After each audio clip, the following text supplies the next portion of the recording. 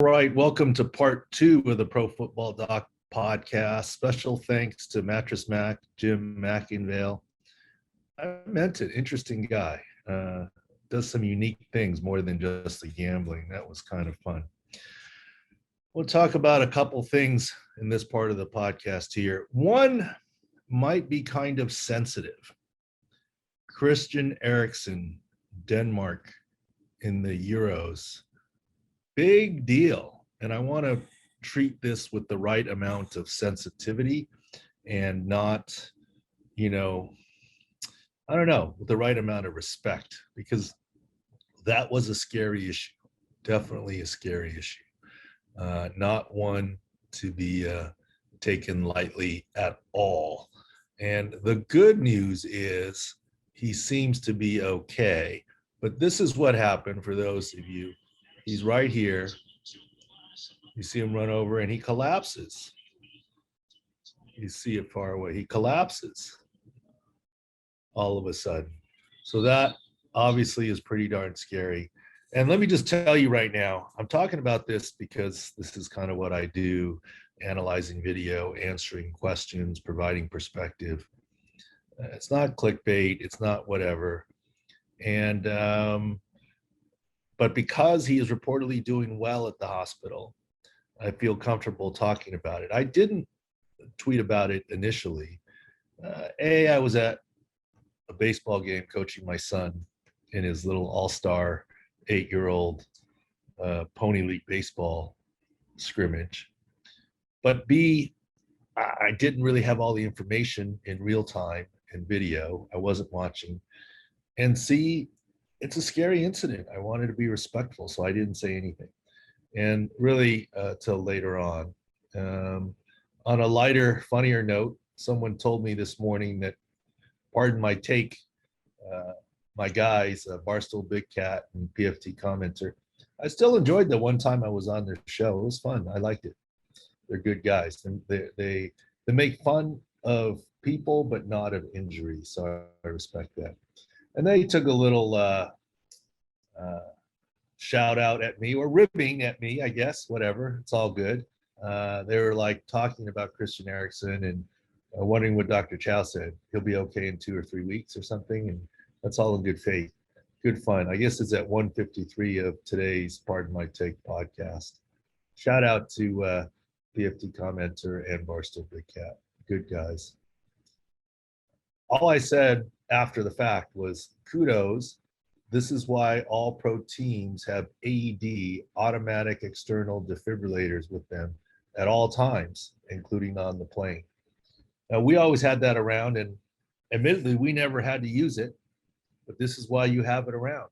I mean, we brought it with us everywhere we went. It was at every practice.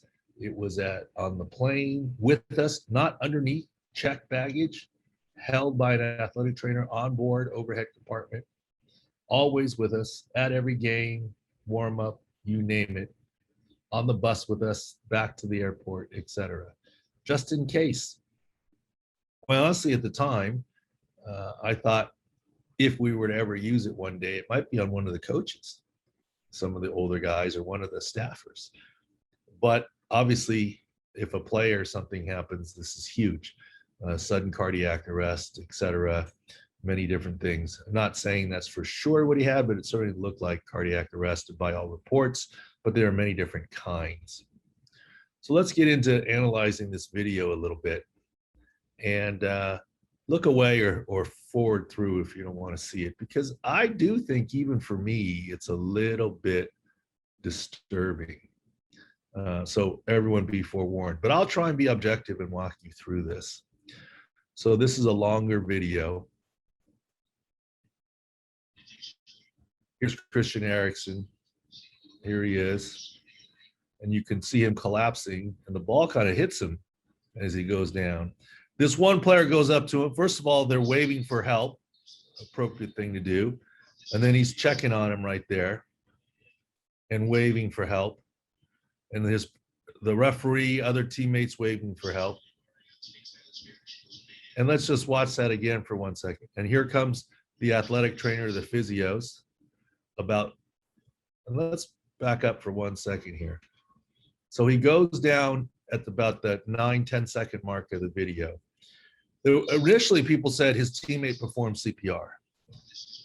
I didn't find that plausible, but I stayed away from commenting on it. The teammate does not perform CPR. Look, even if you were trained in CPR or BLS or ALS, ACLS, etc., BCLS, man, that's a lot. I mean, I spent thousands of matches, games, events on the sideline. Fortunately, never had an opportunity to do CPR. I'm an orthopedic surgeon. I don't know for sure how I would react. And kudos to the player and all the medical for what the job that they did. But it's unrealistic that a player would be able to switch his mind off the game, detect a pulse and or breathing, and decide to start CPR. You've got medical there. They're 30 seconds away. You rely on them. Now, he did the right thing. He stabilized him. He did well. But he didn't do CPR, which is okay. It doesn't matter. He still did a lot for the guy. So as we continue, he went down at almost 10 seconds. Now we're about less than 20 seconds later. At 30 seconds, the first athletic trainer is there. Defibrillator, AED, automatic external defibrillator used. He got one shock, and he came around. Great job by the medical staff. Great job by his teammate that came to him first, the referee.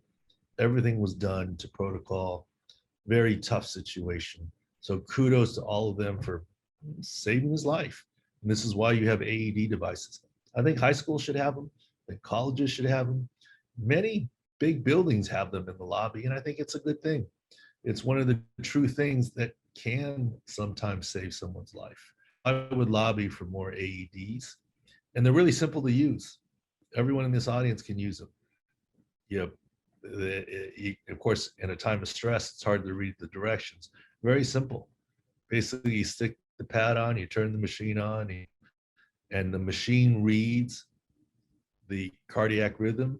And if there's an absence, it shocks. It reads the type of rhythm and the amount of shock that's needed to restart the heart, if that's the case. So kudos all around there, and including the Barstool guys who did their job and entertained. And I'm trying to inform a little bit here. What I am a little bit uncomfortable with is some of this stuff. Christian Ericksen unlikely to play football ever again. Another article saying that she should not play football again, sports again. Another article saying that he won't be cleared, this, that, the other. I don't love all of these articles. First of all, the man is still in the hospital. And if you knew his actual diagnosis, you probably shouldn't be commenting. And if you don't know the actual diagnosis, let's get the actual diagnosis first. Yes, it's probably true that could he return to play? Is it worth the risk to return to play? I don't know. Is it a fixable problem that you can have assurance that it won't happen again? I don't know. I'm quite sure the league and, soccer bodies will be hesitant. I was told the English Premier League said he won't be cleared to play. Look, he's safe. He probably could sue, and the English Premier League's worried about liability. I get that, but let's wait on all this speculation until we know a diagnosis and what he had. Let's rejoice in the fact that the medical staff did a great job and he's, quote, okay in the hospital. But let's get a diagnosis. What caused it? Admittedly, there are a good number of causes where it's silly to risk even a small chance and let him return to play. But there are some things where maybe he could if he wanted to, and maybe he won't want to. But let's not go there yet, is all I'm saying. Let's not go there yet. So kudos to everyone there, and I'm sorry for such a grim subject there. Let's move on to the next thing here. We've been talking here for a while on the vaccine carrot. And this morning, let's see, let me find it here. This morning, Amy Trask tweeted something. Amy's great. Amy, love Amy. We've talked about different things already here, and let me show you. First of all, Ron Rivera brought in a vaccination expert to speak to the Washington football team. We've got to be able to facilitate the opportunity for these guys to understand. Reasonable. Ron's a good guy. Look what Amy says. My prediction: when unvaccinated players get to camp and see that their vaccinated teammates don't have to wear masks, can eat in the dining room area, can hang out in the weight room, etc. Many players who aren't going to get vaccinated will do so.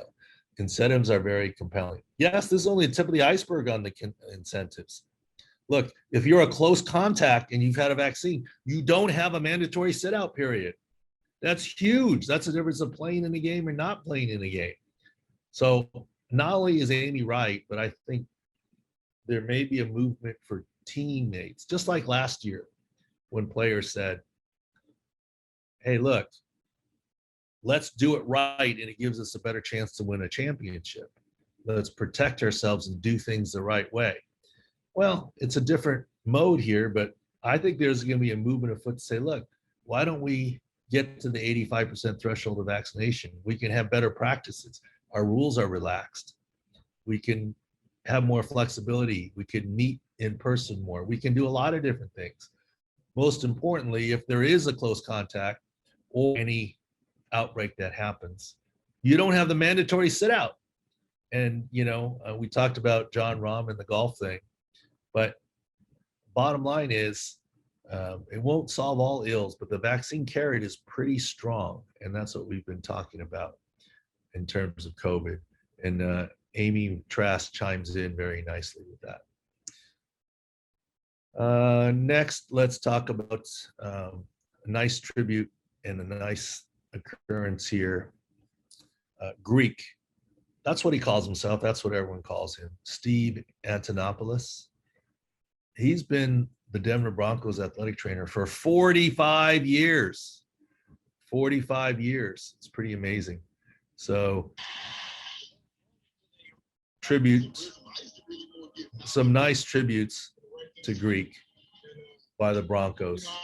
Good on them. Look, Greek,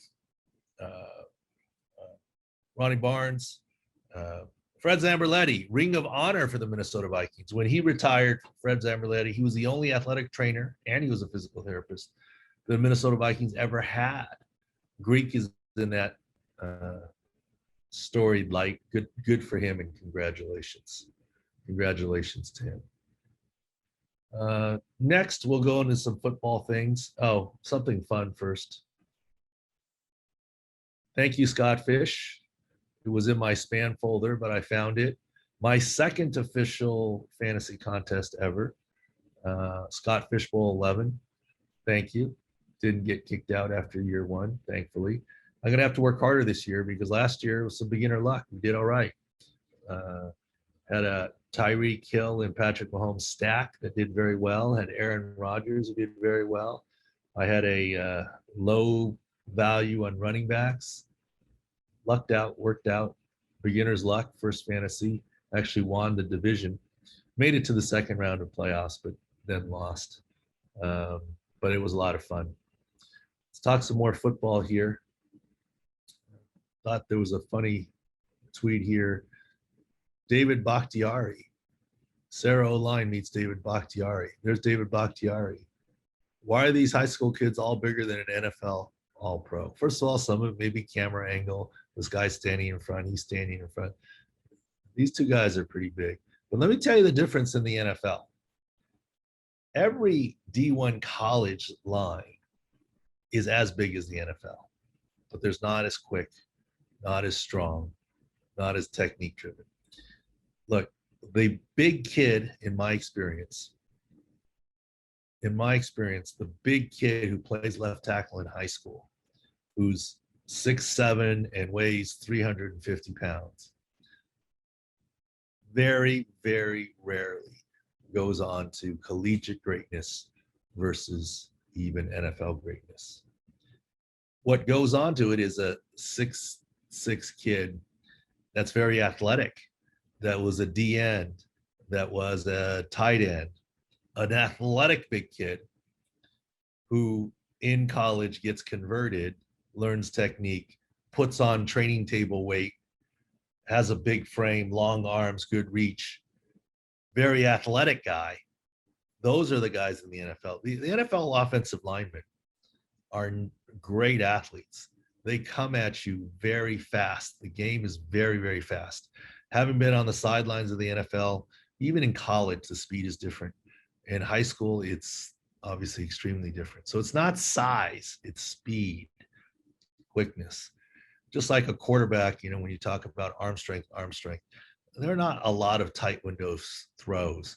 I think it's ability to process information and how smart the quarterback is, pre-snap reads, knowing where to go with the ball, good mechanics, more than arm strength. Look, Drew Brees has an unbelievable Hall of Fame career and not the strongest arm in the world.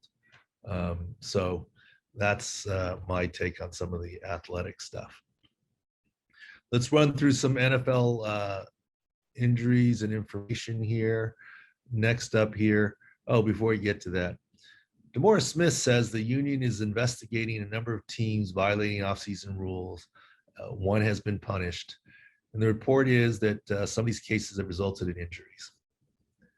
Yes, injuries happen at the facility.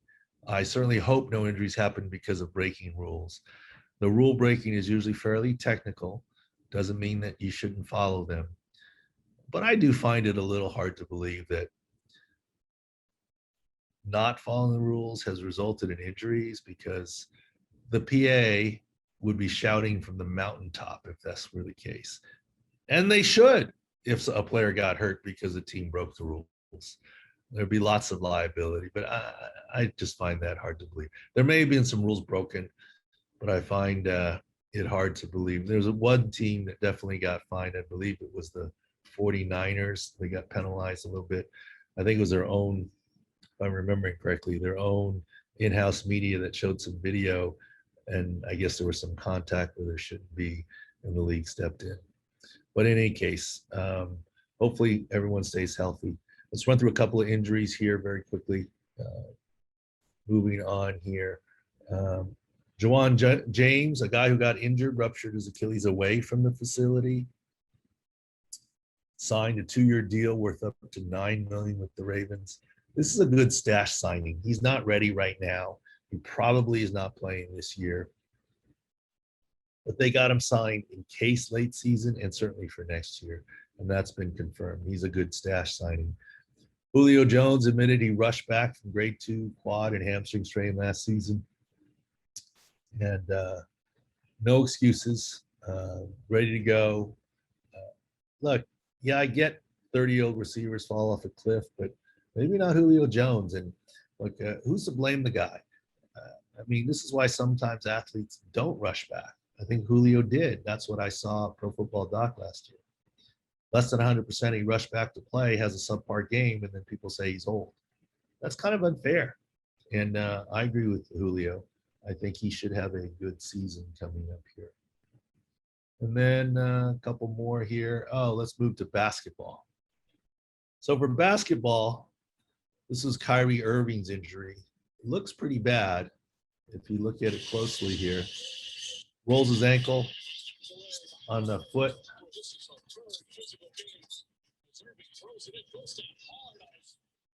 Inversion basketball ankle sprain. You'll see it one time again. Standard inversion, but pretty significant ankle sprain. Here we go. Here we go. It lands on Giannis's foot. There you go. You saw that pretty good here. And standard grade 2 or 3 lateral ankle sprain. No fractures, confirmed by x-ray. In a boot, crutches. This thing's going to swell. He's done, I believe, for the Bucks series. And Harden, I've already said, I believe, is done. So the question is, can the Nets advance without Kyrie, without James Harden, with both of them out the rest of the series? Can the next Nets survive the Bucks? When I tweeted this, the game was still going on in the fourth quarter. It was 2-1 the series, but obviously got even at 2-2. And we actually talked about it at dinner with some people yesterday. We looked at the lines.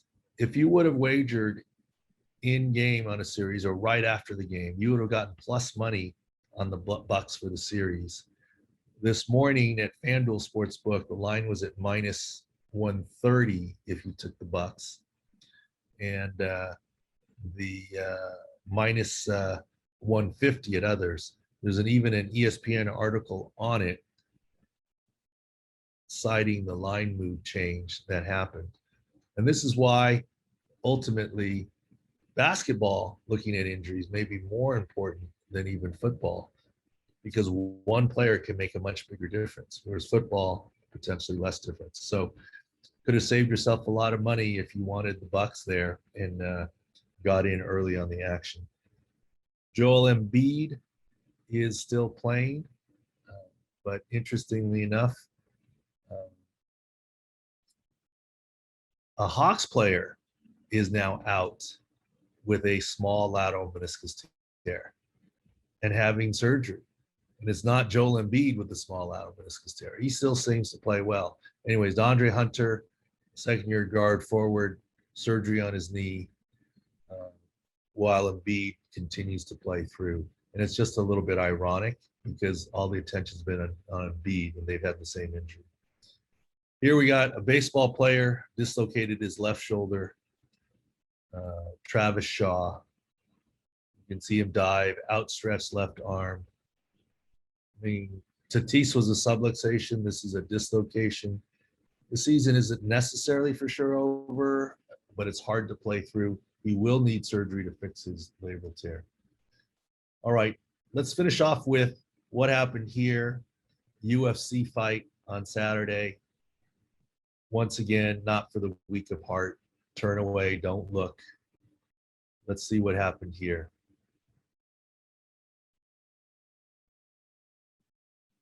So this is the end of the game, end of the fight, where he's still out there with his elbow flopping around, waiting for the decision, which is just mad respect.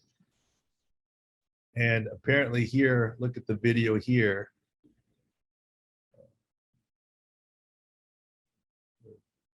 Oops. Let me find the video. Here's the video. Sorry about that, guys. The thing, yeah, you can criticize free, but all kinds of damage. The good news is no artery damage, no damage. Yes, torn ligament, capsule, and muscle. No, several times, and usually we continue to we put it back on the field, and they're obviously out for the game. But usually no surgery, so that's the good news. Pretty gruesome injury there altogether. All right, so Pro Football Doc podcast here. Thanks for watching. Thanks to Mattress Mac, Jim McAvale. That was fun visit with him. Hopefully we learned something for Christian Ericksen. Prayers out to a complete full recovery where he's already partway there. If he wants to continue soccer, I hope he can, but let's wait and see. And good luck to you guys, those who are wagering on basketball and otherwise. And thanks for watching and listening to the Pro Football Doc podcast.